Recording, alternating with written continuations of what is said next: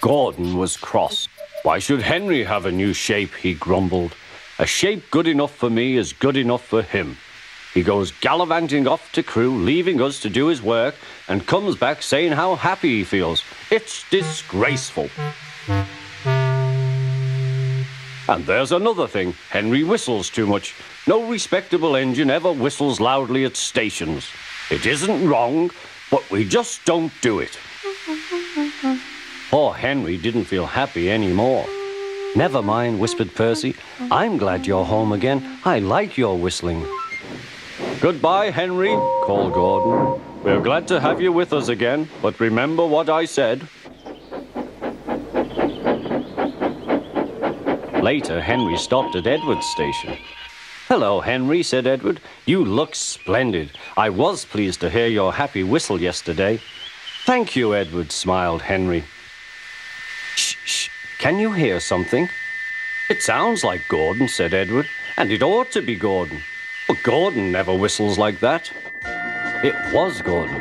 He came rushing down the hill at a tremendous rate.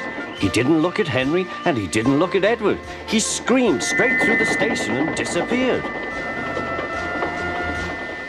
Well, said Edward. It isn't wrong, chuckled Henry, but we just don't do it. And he told Edward what Gordon had said.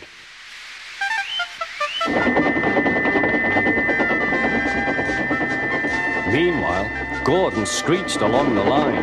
The noise was awful.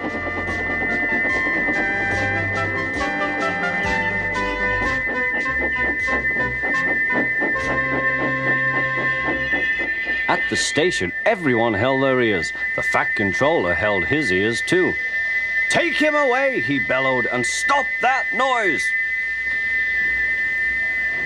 Gordon puffed sadly away, but he wouldn't stop whistling until two fitters climbed up and knocked his whistle valve in place.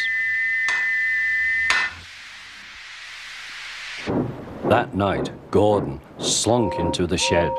He was glad it was empty.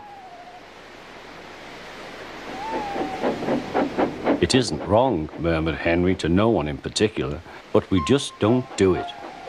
No one mentioned whistles. Next morning, Henry was enjoying himself enormously.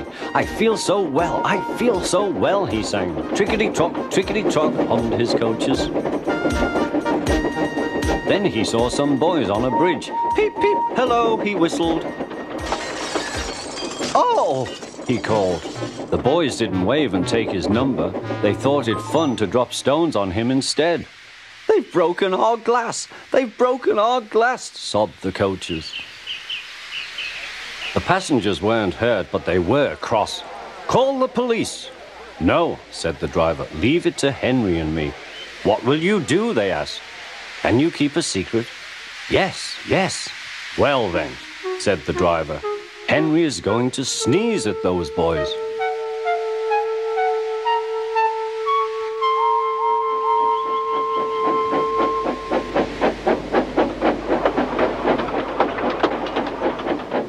Lots of people were waiting at the station just before the bridge. They wanted to see what would happen. Henry has plenty of ashes, said the driver. Please keep all windows shut till we have passed the bridge. Henry is as excited as we are, aren't you, old fellow? Henry was feeling stuffed up. Soon they could see the boys, and they all had stones. Are you ready, Henry, said his driver.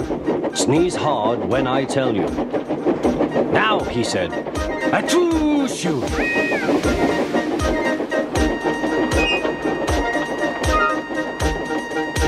Well done, Henry, laughed his driver. Henry went home very pleased with himself. He had taught Gordon and silly boys a lesson with a whistle and a sneeze.